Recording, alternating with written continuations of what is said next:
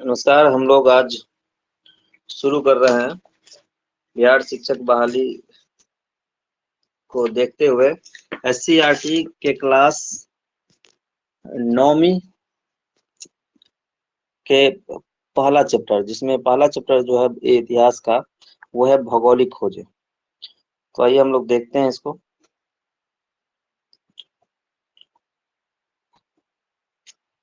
तो सबसे पहले हम लोग जानते हैं कि विश्व को, इसमें देखते हैं क्या लिखा हुआ है कि विश्व को जानने एवं जोड़ने में इतिहास की सबसे बड़ी घटनाओं में समुद्री योजनाओं एवं समुद्री यात्राओं एवं भौगोलिक खोजों का महत्वपूर्ण स्थान रहा है। ठीक है। तो विश्व को जानने के लिए सबसे पहले विश्व को जानने और जोड़ने के लिए इतिहास की सबसे बड़ी घटनाओं में क्या रहा है? समुद्री यात्राओं और भौगोलिक खोजों का महत्वपूर्ण स्थान रहा है। इस कार्य में यूरोपीय देशों के ने अग्रणी भूमिका निभाई। इन देशों में स्पेन, पुर्तगाल, इंग्लैंड, हॉलैंड, फ्रांस, जर्मनी शामिल है। तो इन देशों ने, जब औद्योगिक क्रांति की शुरुआत हुई और औद्योगिक क्रांति से पूर्व ही कच्चे माल के लिए या मसालों की खोज के लिए, चूंकि हम लोग जानते हैं कि आप ये जो यूरोप है वो वहाँ जो है हमेशा सालों भर ठंडा रहता है, और ठंडा रहता है इसलिए वहाँ के लोग को मतलब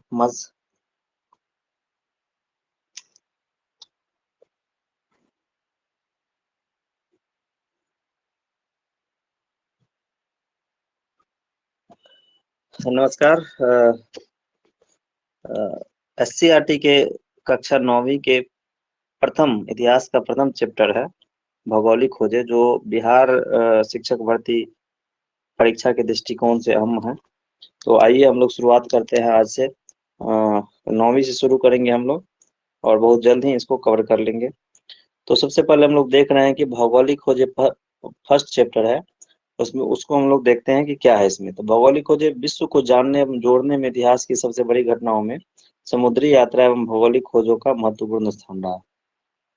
तो जैसा कि हम लोग जानते हैं कि यूरोप में सालों भर ठंडी रहती है, और वहाँ जो है वहाँ के लोग मांस मछली पर मतलब मांस पर ज्यादा अ, निर्भर रहते हैं, और मांस को खाने के लिए मसालों की जरूरत होती है। तो मसालों की खोज एवं अन्य कच्चों माल के लिए उन्हें पूर्वी देशों की खोज की जरूरत थी। ठीक है। तो इस कड़ी में समुद्री यात्रा और भौगोलिक खोजों का महत्वपूर्ण स्थान रहा। इस कार्य में यूरोपीय देशों ने अग्रणी भूमिका निभाई। इन देशों में, जो यूरोपीय देश है, उसमें सबसे महत्वपूर्ण भूमिका जो है खोजों, भौगोलिक खोजों का, नए नए देशों की खोज का, उसमें स्पेन, पुर्तगाल, इंग्लैंड, हॉलैंड, फ्रांस, जर्मनी इत्यादि शामिल है। ठीक है। तो सबसे पहले देखते हैं कि पुर्तगाली यात्री मार्को पोलो ने विजयनगर साम्राज्य की समृद्धि एवं चीन के शासक कुबलय खां के दरबार में के वैभव का वर्णन अपने यात्रा वृतांत में किया। पुर्तगाली यात्री मार्को पोलो आया था और विजयनगर साम्राज्य के समृद्धि एवं चीन के शासक, उसी समय में, मतलब विजयनगर के साम्राज्य जिस समय में था उसी के समकालीन चीन के शासक थे कुबलय खां, उसके दरबार की विशेषताओं का वर्णन किया। ठीक है। तो ये था मार्को पोली, कहाँ का था? तो विजयनगर साम्राज्य का। भौगोलिक खोजों की पृष्ठभूमि के देखते हैं। तो 11वीं 12वीं शताब्दी में जेरूसलेम, आधुनिक इजराइल को जेरूसलेम कहा जाता है, स्थित में अधिकार के मुद्दे को लेकर धर्म युद्ध हुए, और जिसमें यूरोपीय सामंत मध्य एशिया के नवीन शक्तियों से पराजित हुआ। ठीक है। इसके सकारात्मक परिणामों में यह आया कि यूरोपियों को नए देशों को खोजने एवं दुनिया को जानने की स्थिति महसूस होने लगी। तो मतलब, कहने का मतलब यह है कि इस युद्ध के परिणाम से यह बात निकल करके आई कि अब उन्हें नए देशों और दुनिया को खोजने की जरूरत है। मध्य युग के अरबों और बाद तुर्कों ने विशाल अंतर्राष्ट्रीय साम्राज्य का निर्माण किया। मध्य युग में अरबों के बाद तुर्कों ने विशाल अंतर्राष्ट्रीय साम्राज्यों का निर्माण किया। यानी तुर्की का विस्तार जो है, वो तुर्की साम्राज्य का विस्तार बहुत बड़े पैमाने पर होने लगा। 15वीं शताब्दी में यूरोप और एशिया के मध्य व्यापार कुस्तुनतुनिया मार्ग से होता था। ठीक है। तो 15वीं शताब्दी में यूरोप का एशिया के मध्य, जैसे ये मान लेते हैं भारत है, ये यूरोप है। ठीक है। तो इस होकर के पूर्वी देशों से यूरोप का व्यापार होता था, और ये रेशम का मार्ग था। और यहाँ पर था कुस्तुनतुनिया, और कुस्तुनतुनिया पर तुर्की के साम्राज्य का विस्तार हुआ। उन्होंने कुस्तुनतुनिया पर अधिकार कर लिया, ठीक है। इसके कारण ये जो रेशम मार्ग कहा जाता था वो बंद हो गया, या बहुत अधिक टैक्स टैक्स देने पड़ते थे, ठीक है। तो यूरोपीय व्यापारियों के लिए पूर्व की ओर बढ़ना क्या हो गया, मुश्किल हो गया, मार्ग अवरुद्ध हो गया। तुर्की ने इसके बदले भारी कर वसूलना शुरू किया। फलतः यूरोपीय व्यापारियों को नए मार्गों की आवश्यकता पड़ी, ठीक है। इसलिए नए मार्ग की आवश्यकता उसको कच्चे मालों के लिए पड़ी और मसालों के लिए, ठीक है। तो हम लोग देखते हैं, पहले एक मैप बना करके हम आप लोगों को बता देते हैं, ठीक है। पहले देखिए, ये भारत हो गया। फिर से एक बार मैं ड्राइव ड्राइव कर लेता हूँ। ये मान लीजिए यूरोप हो गया, और ये भारत हो गया, ठीक है। ये भारत हो गया। तो यहाँ पर यूरोप ने, ठीक है, सबसे पहले ये अफ्रीका हो गया यहाँ, और फिर यहाँ से कालीकट पहुंचा यहाँ, और फिर यहाँ से पूर्वी देशों की ओर बढ़ने लगा, ठीक है। मध्य युग में अरबों मध्य युग में अरबों और मध्य युग में अरबों के बाद तुर्कों ने विशाल अंतर्राष्ट्रीय साम्राज्य का निर्माण किया। 15वीं शताब्दी में यूरोप और एशिया के मध्य व्यापार कुछ नियमित हो गया, ठीक है। अब आगे बढ़ते हैं।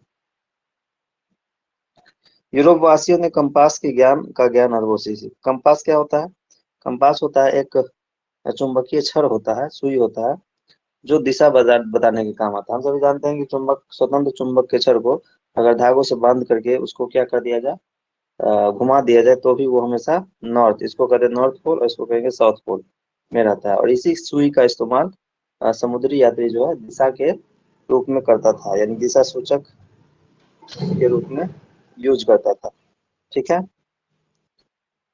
चलिए आगे बढ़ते हैं।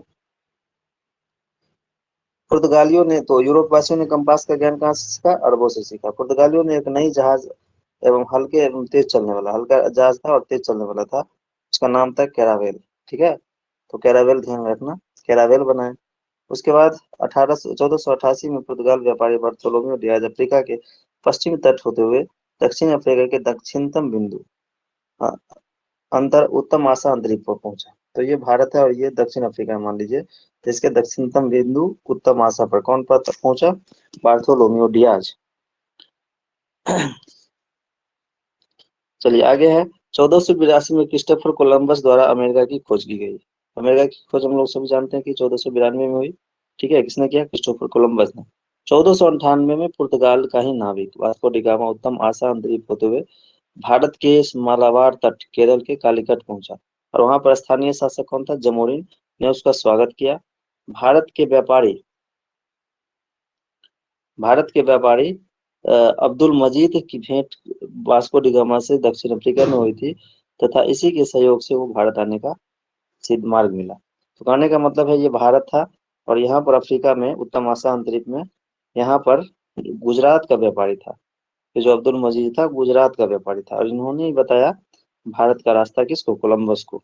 यानी कोलंबस जब निकला, ठीक है, सॉरी वास्को डी गामा निकला तो उत्तम आशा अंतरिक्ष पहुंचा, ठीक है। और उत्तम आशा अंतरिक्ष पर इन्होंने भारत को ये अब्दुल मजीद नामक व्यापारी जो था वो भारत को का रास्ता बताया, और उसके बाद वो कालीकट पहुंचा। कालीकट में वहां पर का लोकल जो शासक था उसका नाम था जमोरिन, ठीक है। जमोरिन ने उसका स्वागत किया। तो ये सब बातें जाननी चाहिए, ठीक है। उसके बाद है कोलंबस ने अमेरिका को भारतीय उपमहाद्वीप का हिस्सा समझा। जब कोलंबस अमेरिका पहुंचा था तो उसको वहां पर सबसे पहले जब अमेरिका पहुंचा तो उसको लगा कि यही भारतीय उपमहाद्वीप है।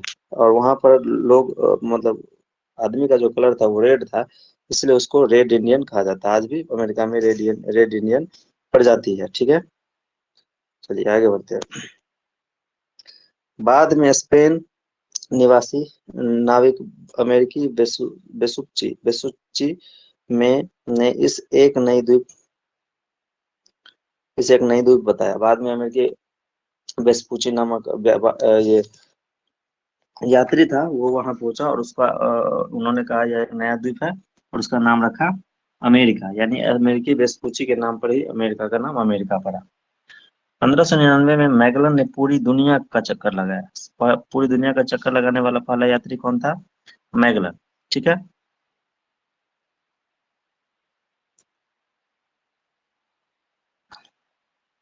कैप्टन कुक ने ऑस्ट्रेलिया और न्यूजीलैंड के द्वीपों का पता लगाया। तो न्यूजीलैंड और ऑस्ट्रेलिया के द्वीपों का पता किसने लगाया? तो कैप्टन ने।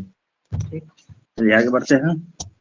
उसके बाद है भौगोलिक खोजों को प्रोत्साहन देने में शासक पुर्तगाल के राजकुमार हेनरी द नेविगेटर तथा स्पेन की महारानी इसाबेला प्रमुख है। यानी इन लोगों ने भौगोलिक खोजों के लिए प्रोत्साहन दिया, यहाँ तक कि अपना खर्च भी मतलब राजकोष से खर्च भी दिया। ठीक है, भारत में यूरोपीय कंपनियों की स्थापना का काल है। तो सबसे पहले पुर्तगालियों का आगमन हुआ 1498 में।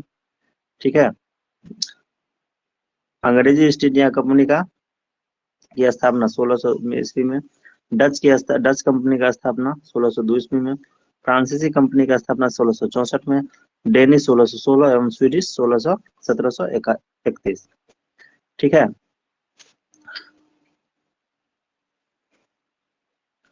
चलिए उसके बाद आगे बढ़ते हैं। उत्तरी अमेरिका में मुख्य रूप से इंग्लैंड का वर्चस्व था। उत्तरी अमेरिका में किसका वर्चस्व था? फ्रांस और वर्चस्व का इंग्लैंड का।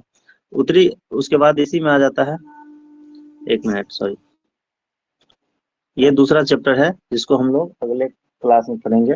आज फर्स्ट चैप्टर का हम लोगों ने अध्ययन किया। ठीक है, अगले क्लास में हम लोग चैप्टर का अध्ययन करेंगे। तब तक वीडियो को आज यहीं पर रोकते हैं, दूसरे चैप्टर में कल हम लोग देखेंगे। तब तक के लिए गुड डे।